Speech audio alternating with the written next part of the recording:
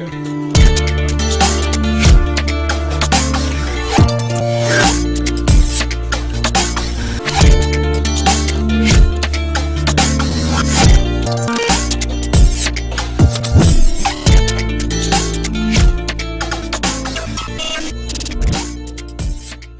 Second time I'm having to do this, so for some flipping reason my camera wouldn't, I don't know, I recorded the video, I uploaded it, and then it said like somehow the file's corrupted, so now I've got to do it all over again. So alright guys, what's going on everybody, it's Captain here. I'm going to skip the lengthy introductions because I've done this already, and just get straight into the chapter. This chapter of Naruto was a very explosive chapter of Naruto, and for the simple fact that a lot of things happened. It was very action-packed, it was very entertaining, and overall a very good chapter. And now I'm about to discuss with you why.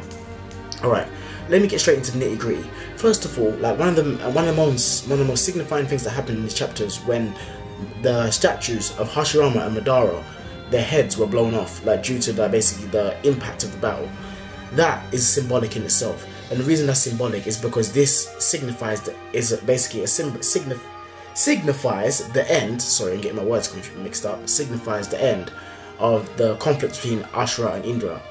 And basically, like, you know, every generation, the descendants of Ashura and Indra would basically end up ultimately fighting. So this is Kishimoto's way of saying that this is the end, this is the last fight, not just between Naruto and Sasuke, but between the descendants of Ashura and Indra, and that's just basically the end of it.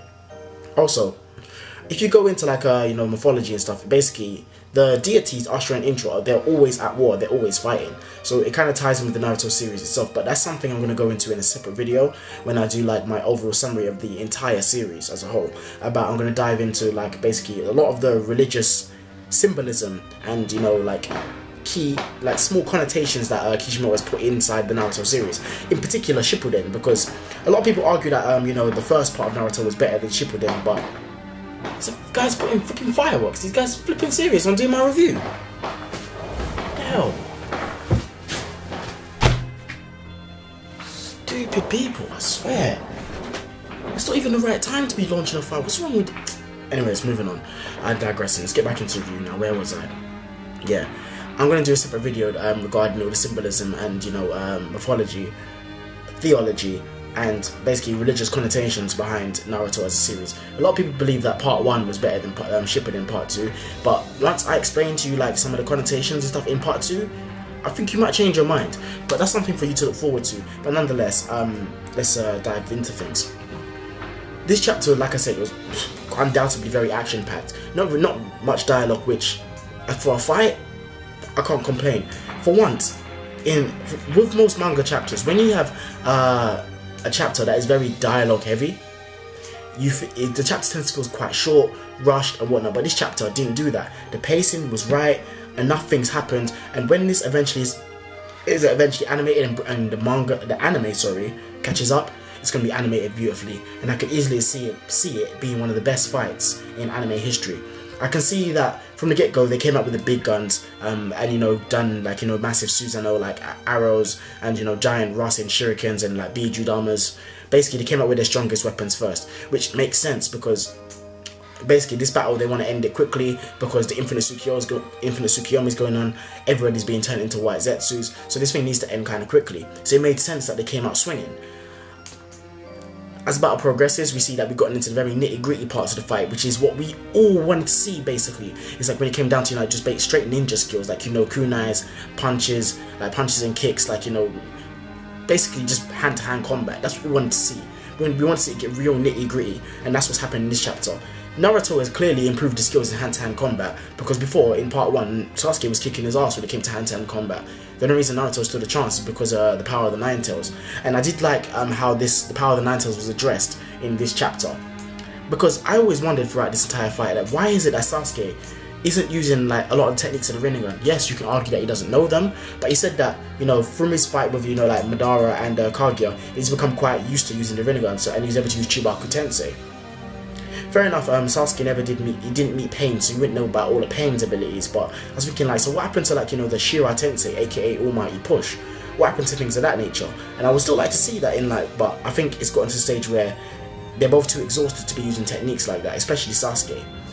So But that's something I would have liked seeing. That's my own personal gripes with the fight so far, that, you know, Sasuke didn't use more Rinnegan techniques, because it would have been cool to see Naruto like basically come up with different ways to overcome these you know, real powerful abilities, and, you know, like explain that, you know, he's done it before, and show that all of Naruto's past experiences and past battles have led him to this point to be able to overcome basically the one person he could never defeat, which was Sasuke. And that would have been like basically a really good way to wrap things up, but that didn't happen in this chapter, so you could argue that that takes away from it. But it doesn't, because Kishimoto's gone a different route about things. He's gone with the whole kind of like, you know, theology between like, you know, Ashura and Indra, and basically how this battle is the battle of generations, and this is the end of the battle of generations. And I think that he's done that really well. So I've got to give a guy credit where credit is due.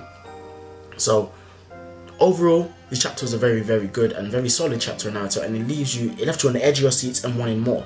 Especially when it got to nitty gritty parts where, you know, Naruto, he's so exhausted, he tricks Sasuke with, you know, shadow clones, running towards him to finish him with a Rasengan, and then, you know, he trips, lands flat on his face. You know, it's actually kind of funny, because that's a typical thing that would happen to Naruto. Like Naruto, he was always known as the most unpredictable ninja, just flat on his face. And, you know, you kind of see that Naruto, it wasn't done in such a comedy fashion this time. It was done in a more serious fashion, like, shoot, this could cost me my life, as ultimately it could. But you can also see the comedy side of things as well, so that way you have like a perfect balance, if that makes sense. Sasuke obviously capitalizes on that by, you know, booting Naruto in the face and, you know, quite bluntly pummeling him into the ground.